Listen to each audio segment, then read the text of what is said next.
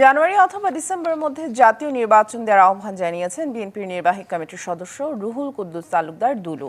বিকেলে নাটোরের নলডাঙ্গায় ১ নম্বর ব্রহ্মপুর ইউনিয়ন বিএনপির উদ্যোগে আয়োজিত এক সমাবেশে যোগ দিয়ে তিনি বলেন, মার্চ মাসে রোজা আর এপ্রিলে বৃষ্টিতে ভোট কেন্দ্রে যেতে পারবে না সবাই।